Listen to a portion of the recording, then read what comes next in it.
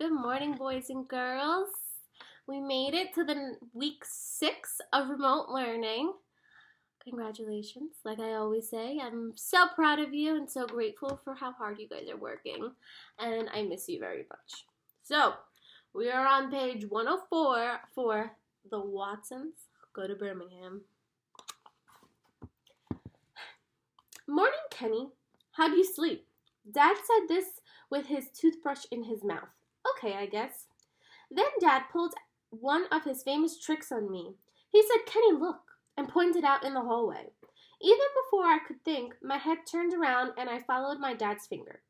When I saw nothing and looked back, Dad was smiling a mile a minute, acting like he hadn't done anything, but I noticed that his toothbrush was gone. I let him know he didn't fool me. Dad, how come you always hide your toothbrush? Why don't you keep yours with ours? Dad laughed. Well, Kenny, I guess I don't keep my toothbrush with the rest of yours because unlike your mother, I was a little boy once myself. I thought about this for a second. Then said, what does this mean? Dad picked up my toothbrush and said, look at this. Not only is this instrument perfect for brushing teeth, it has other wonderful uses too. You see, Kenny, I know that in a little boy's eyes, there isn't anything in the world that is better for general cleaning than a toothbrush. And the greatest thing about it is that with a good rinse afterwards, no one can tell what it was used for. I also know that the best toothbrush for cleaning stuff is always someone else's. So rather than wondering what my toothbrush last cleans, I think it's better that it only goes places that I know about. Dad was right. I caught Byron using mine once to shine up some quarters and another time to brush Blackie's teeth. I didn't really care, but Blackie didn't like it. That was the only time he ever growled at someone in his own family. Dad was stirring the soap up with his shaving brush and got close to the sink to smell the soap. Dad painted his face with the soap, then bent down and rinsed it off. I know it sounds crazy, but he always did this twice. He said it really made your beard super soft. He learned that because he used to work in a barber shop when he was a little boy. That's where he also learned that if you go to the barber shop, you got to make sure your neck is real clean. Otherwise, the barber talks about you like a dog after you leave. So, Dad said as he put the second coat of soap on his face, let me guess why you're standing so close. Could it be that you want me to soap your face up and hold you up here while you shave it off? It's been a long time since we've done that. Oh man, I'm way too old for that. Besides, I'm starting to get a real mustache. Look. I stuck my upper lip out for my dad to see.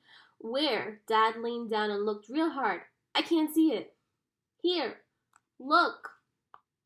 Maybe if you got closer to the light, Dad bent over and picked me up to the mirror. I automatically turned my head sideways when I saw my reflection. Some of the time, I forgot all about my lazy eye.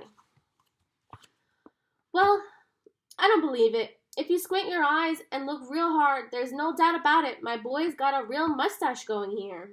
I didn't know if Dad really could see it or not, but I knew it was there. He put me down. Won't be long before you and I have to share the mirror in the morning, huh? I couldn't help it. Even though I knew he might be kidding, I broke out in a real big smile and nodded my head up and down. Dad started shaving. Well, just so there's no problems, I've got seniority on you, so I get the bathroom first deal. When Dad finished, he asked me, you too old for a little Old Spice? He slapped the cologne on me and said, I don't want your mother to know, but I put this aftershave on you. What with you smelling so good and this new mustache coming out, I don't want her blaming me when all these little girls start attacking you. I twisted my face up. We walked into the living room to watch cartoons, but when we got there, Dad kept going and said, if your mother gets up before I'm back, just tell her I won't be long. Where are you going, Daddy? Joey asked. Dad gave his famous answer, out, and closed the door behind him. Dad missed Flex the Cat, Soupy Sales, Beanie the Seal, The Ray Dene Show, and Betty Boop.